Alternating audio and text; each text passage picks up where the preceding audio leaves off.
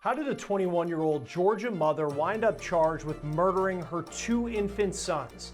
Dakota Taylor is accused of killing her two baby boys 3 years apart. First, 7-month-old Micah in 2021, and then this past January, her 8-month-old son Caleb. Now we're learning more about the shocking details from the night the first child died, and it's raising serious questions about whether the system failed to stop this from happening a second time. We're on the case, presented by Law&Crime. I'm Stewart.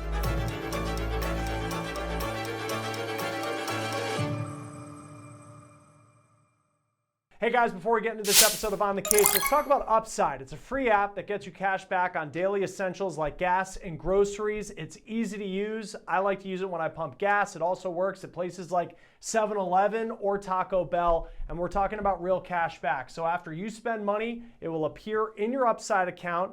Then you transfer that cash straight to the bank. So here's what you do. Download the Upside app for free and buy whatever you plan to purchase. Pay as you typically would with a debit or credit card, then file the claim in the app and you get money back. So to find out how much you could save with Upside, click the link in the description or scan the QR code on our screen and use promo code OTC to get an extra 25 cents back on every gallon on your first tank of gas.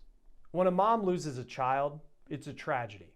When she loses a second baby boy in almost an identical way, that's suspect to say the least. And that's certainly the case for 21-year-old Dakota Taylor, who is now charged with murder in the deaths of her two infant sons. First, her 7-month-old son Micah back in 2021.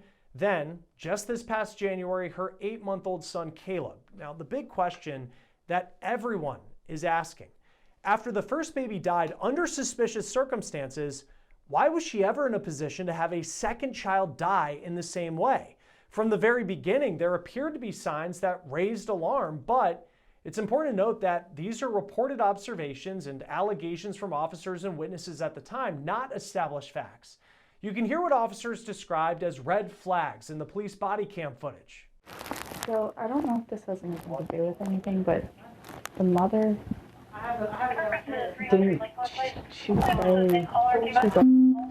whatever. And I was like, your baby is, when I got here and they were carrying the baby out, she gave a very interesting demeanor, to say the least. I don't know, I was nonchalant, or that's the way. Another officer reportedly described her demeanor as, quote, nonchalant while they were carrying her dead baby out again. That is their characterization. It's not a proven fact, but it's certainly notable. Now, with a second child dead, all eyes are on whether these reported early red flags were missed. And the question of what was known after Micah's death and how it was handled is now central to this devastating case. Now, let's break down the major clues in this case to this point, because it's a story that goes back years. Dakota Taylor is now a 21-year-old mother from Rennes, Georgia, and she's now at the center of a double murder investigation involving her two infant sons. Now, this all starts back in September of 2021. According to DFCS, investigative reports obtained by WRDW, Taylor was living at a group home that's called Little Debbie's Second Chance Homes, and she was living there with her 7-month-old son, Micah. On the night of September 13th, those same DFCS reports state that Taylor fed Micah, gave him a bath upstairs, and then brought him back downstairs and put him in a baby swing. Now, she reportedly said that he was sleepy and fussy, but then the DFCS report notes that a worker at the home noticed something was terribly wrong. Little Micah was slumped over, pale, and completely unresponsive. The report states that workers rushed to do CPR with guidance from a 911 operator until paramedics arrived. Micah was transported to a children's hospital where he was pronounced dead that night. Body cam footage from that night in September 2021 obtained by WRDW shows the scene at the group home after Micah was found unresponsive. The video shows the aftermath, but it is the officers' own observations caught on their own body cameras that now seems so significant. In the footage, you can hear someone trying to process what they've just seen. So I don't know if this has anything to do with anything, but the mother didn't she say she's like whatever, and I was like, your baby is. When I got here and they were carrying the baby out, she gave a very interesting demeanor, to say the least. I don't know. I was Nonchalant or passed away. The official DFCS investigative file notes that she did not have an emotional outburst or cry until about an hour after learning the boy's fate, and then only cried for about 3 minutes.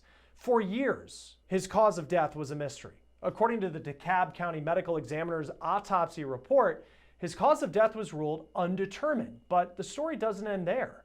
Fast forward to January of this year, 2025, Taylor had another son, 8-month-old Caleb. According to the Jefferson County criminal warrants, on the evening of January 8th, a family member told authorities that Taylor dropped Caleb off at their house around 8 o'clock in the evening. Now, the family member described an unusual situation. According to that report, when they walked out to the car, the door was already open, and Taylor had a blanket completely covering Caleb's car seat so they couldn't see him. The family member stated that Taylor immediately shut the door without saying anything. The report goes on to say that once inside the house, the family removed the blanket and found Caleb with blue lips and face. They also noticed a diaper was covering at least part of his face. He wasn't breathing. He was rushed to the hospital where he later died. Now, with 2 babies dead, 3 years apart, investigators started taking a much harder look. Micah's death remained classified as undetermined for years. It wasn't until Caleb died this past January that investigators began to give that case another look. Now, exactly when that renewed review began is not spelled out in the records that we've seen here at Law&Crime, so the precise timeline of when investigators reopened Micah's death remains unclear. On November 20th, she was arrested, and according to reporting by WCZX, she's been charged with 2 counts of malice murder, 2 counts of felony murder, and 2 counts of cruelty to children in the first degree. 1 set of charges for each child. Notably, GBI indicates that Taylor was already being held in the McDuffie County Jail on charges connected to a 2021 child death investigation. While that would appear to align with the time frame of Micah's death, we can't independently verify that detail to be absolutely true. Now, let's take a look at the allegations. For baby Caleb, who died this past January, the Jefferson County warrant, which we've been able to obtain, lays out a specific and graphic allegation. They state that the incident happened between 5:30 p.m. and 8:30 p.m. on January 8th, 2025. They state that Taylor, and I'm quoting directly from the document here, quote, deprived Caleb Taylor, an 8-month-old child, of oxygen by suffocating Caleb and causing excessive physical and mental pain. For Micah, whose case was reopened, the DeKalb County grand jury indictment levels a similar allegation. It states that back in 2021, Taylor, quote, with malice and forethought, caused Micah's death by obstructing his airways. Now, those are the allegations now laid out in court filings. But the next question is, should this second tragedy have been prevented? Reporting from News 12 is now examining potential failures in the system. Their investigative team uncovered that Taylor was under the supervision of the Georgia Department of Family and Children's Services at the time of Micah's death. The DFCS file also reveals that just a week before his death, Taylor and Micah were listed as runaways and no one knew where they were. Now, despite the undetermined autopsy, concerns about her demeanor from police and group home staff and a DFCS file that notes another resident in the home said she, quote, did not feel safe with Taylor and felt, quote, she did something to hurt Micah because she wanted him out of the way to be free, end quote. The internal investigation by the group home was closed with no findings of abuse or neglect. The DFCS case was unsubstantiated due to a lack of evidence. So, the scene captured on that body cam in 2021 with officers noting a mother's unsettling calm wasn't enough to prevent another tragedy from allegedly unfolding years later, raising urgent questions about whether The system's safeguards failed to protect baby Caleb. Joining us now to talk more about this case is Practice Professor of Law at Temple University, Marian Bracha, also a former child abuse and sex crimes prosecutor. Thank you for taking the time to be with us to talk about this case. What typically leads a prosecutor to revisit a case like this one where you have a death from 2021 that was previously determined to be undetermined? Right. I think any prosecutor would welcome the opportunity to revisit an investigation when additional evidence becomes available that wasn't available at the time of the original investigation. And I think that there is an ongoing duty among all law enforcement, that includes the investigators and the prosecutors, to pursue justice, certainly within the time frame that is allowed by the statute of limitations, if there is one on any particular charge. But I think especially in a case with such a vulnerable victim like an infant, a prosecutor would be well within the scope of their duties to reopen an investigation when additional information or evidence becomes available. And in this case, you have the mom, in 2021, you have the mom, and the story was that she had given the child a bath, and then he's in one of these swings, and then he appears to not look well and unresponsive. How do you prove years later when you don't, it doesn't, this was an undetermined death, and how do you prove that that's actually a suffocation, that someone actually suffocated this child to death? Yeah, Chris, it is incredibly difficult, and it may require additional forensic examination, additional forensic testing. I don't know if the child decedent was buried, if there is a possibility of an exhumation for purposes of additional medical examiner, again, testing and examination. It would be incredibly difficult, and unless there is a witness who can come forward to say, I saw the defendant doing a particular action that led to the non-responsiveness or may have contributed to a deprivation of oxygen, it will be very difficult to prove ex post facto, which I think is why the prosecutors are probably looking at the original case, the first case, I should say, through the lens of the more recent investigation and saying, well, gee, is this something that can coincidentally happen twice, or was there foul play at issue? Now, typically, when a case is undetermined and it needs to be revisited, is it where there has to be new evidence that's come forward, or is it something where you just have a prosecutor that has been thinking about this case for a long period of time, and then they look at it again kind of with fresh eyes and they say, I think that we can actually move forward with something? Yeah, I think either circumstance is certainly allowed by the rules of criminal procedure as I understand them.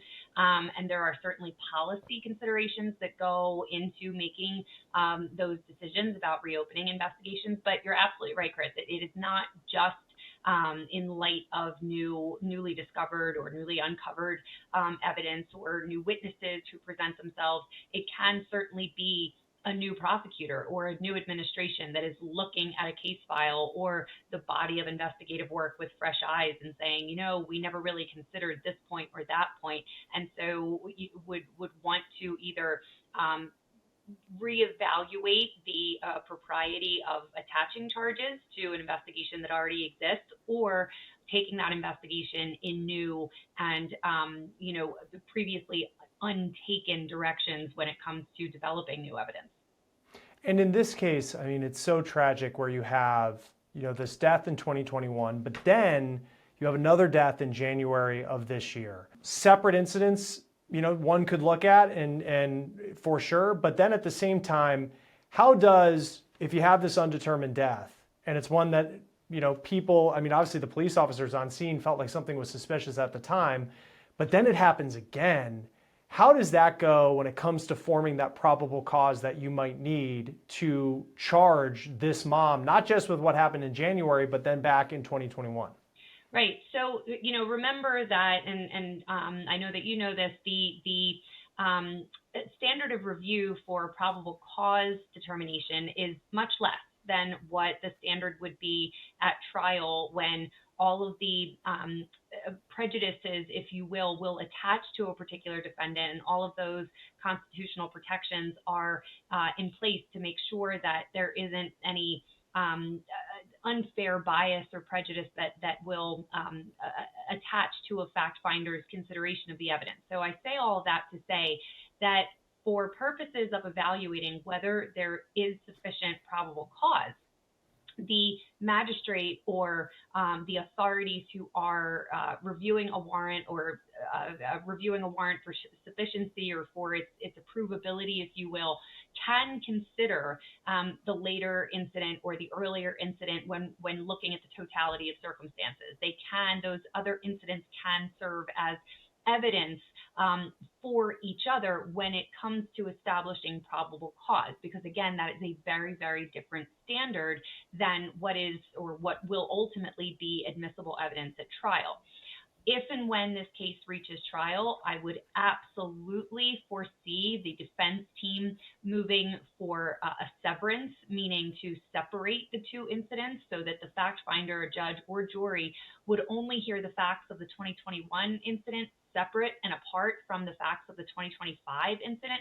And of course, the argument from the defense is going to be, well, this is essentially a propensity argument. What the prosecutor wants the jury to hear and to believe is that this happened once, it might have been an accident, but there's no way it could have happened again, accidentally or coincidentally. And so because of that, the defense would argue that the prosecution is essentially making a propensity argument. You did something bad once, you must have done it again. And of course, it would be up to the trial judge or a judge at a motions hearing to determine if the cases can be heard together by a fact finder, so the facts of both the 2021 incident and 2025 together, and the charges that attach to both of those incidents be considered together by the fact finder, or if they would be what's known as severed or separated for purposes of trial and fact finding. How difficult is it, or potentially could it be in this case, to get those cases separated? Because I feel like if I was a juror and I'm hearing about what happened in January of this year, I would say after the fact, if they were separated, like, oh, I would have liked a little more context of actions back in 2021. But then I could see from the defense's side where once again, if I was a juror, I look at her in a completely different light, knowing that this potentially happened before. Well, I think you crystallized exactly what the defense argument would be, that the jury would be looking at this defendant in a completely different light, hearing that the same thing happened just a few years apart, both with infant babies, with infant children, in almost identical circumstances or from almost an identical cause of death or manner of death. So I think that you just gave us the defense argument that would be presented to the judge. How difficult is it? Yeah, it's going to come down to if a judge at that motion to separate the cases is persuaded by the likelihood of undue prejudice that could be suffered by the defendant if a fact finder were to hear these two sets of facts together. When it comes to the body cam video that we've seen, and there just seems to be a vibe in this group home back in 2021 that the way that the mom was acting was not a way that one would anticipate a mom to act if they were in this situation. Can that have an impact on whether, how this plays out on trial? Because I don't know how someone would act. I don't know how I would act in that situation. And that can be very, like the body language stuff. And I know there's a lot of people who really believe in it, but at the same time, it can be very subjective in terms of how someone is acting. And again, that puts into a different light how you would view that person.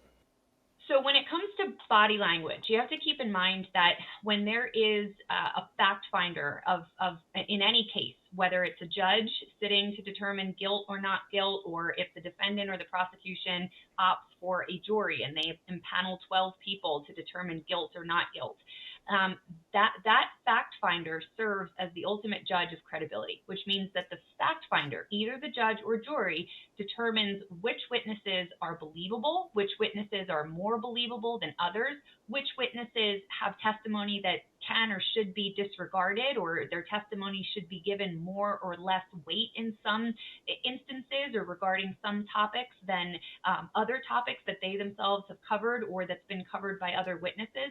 So all of that is to say that as part of the credibility determination, the fact finder can also take into account demeanor and the response of the defendant as was recorded and captured on that body cam footage. Now, it is entirely up to the human experience, the common sense of each individual fact finder. So to your point, there might be jurors, if this case eventually goes to trial and if there is a jury impaneled, there might be jurors who say, well, you know what, she was in shock. Or that is someone who was catatonic, who was taken over by grief, who couldn't process the information in the moment. You don't know how she reacted, in the middle of the night when she realized that her child wasn't there, right? There might be jurors who have that response to what this defendant appeared like on screen. And then there may be others who say, give me an absolute break. That is not how a mother would respond or react when she's told that her child has expired, that her child has passed away. And so again, that reaction that we see on the body cam footage, it is certainly fair game. It will be up to the fact finder to take a look at that and see how they want to interpret it or see what weight it has on their consideration of the facts. But there's really no way to guarantee how any individual human being will read another person's nonverbal response to any situation. When it comes to the Family Services Organization in Georgia, where they were aware of her, and she has this death in 2021, and up until recently, it was not a criminal case. I mean, this was an undetermined death. For as suspicious as it may have been to the people on scene, I mean, what role? Because there's people on the outside, and it's easy to criticize these organizations and say, how is this woman even in a position to have a second child, to be in a position like that after what happened to her first? But it wasn't a criminal case. I guess for you, as someone who was a former prosecutor, like, how do you deal or make of what this situation is? Because I can see the frustration from the public in seeing this story of how is it years later, here she is once again with a newborn in her care. Yeah, and I certainly understand the public frustration. As certainly as a parent, I understand the frustration and the response to that. I will say, however, Chris, that we do not live in a police state. So we do not, force sterilization on people, on defendants, even on defendants who harm children or who have been suspected of harming children. So, to ask the question, how could she be in this position again? How could she have a child? Well, because our society says that you have autonomy, and if there is no societal control like a jail cell supervising you or controlling your movements, then she was free to reproduce once again. I think this calls for a greater question about what services were available to her after she had the baby, even if she weren't under supervision, even if there wasn't an active, social services support case supervising her care of the children or the lack thereof. I would want to know, what counseling was available to her. What social services could she avail herself of without having had them mandated by the state? And one question I should have asked more towards the beginning would be just when it comes to a child's death, or anyone's death for that matter, being being undetermined, because I think of an autopsy and how thorough that is. Toxicology tests are very thorough. How common is it that, in some of these cases, and maybe in cases more specifically involving children, that someone dies and it's just unknown how they passed away? Well, there is a distinction between manner of death and cause of death, right? So if the autopsy was done on the first child, on the first decedent, and it was discovered that there was a lack of oxygen or there was an asphyxiation, that may certainly be the manner of death, but we don't necessarily know what the cause of it was. Was it because of an outside actor holding a pillow or strangling or doing something of that nature? Or was this potentially just as consistent with a SIDS death, with a sudden infant death syndrome death? So there is a distinction between saying that this child was, had lacked oxygen for such a period of time that they expired, that their organs and their brain could no longer function, and saying that deprivation of oxygen was the result of foul play or the result of an intentional action by another human being. Yeah, and in this case, just incredibly sad. No matter how the criminal part plays out of it, the two young kids end up passing away, and we'll see, the mom and how her court case continues on. Marian Bracha, it's always great to have you on Law and Crime. Thanks for helping us break this down. We appreciate it. Thank you, Chris. That will do it for On the Case, presented by Law and Crime. Subscribe to us on YouTube and Spotify. I'm Chris Stewart. We'll see you next time.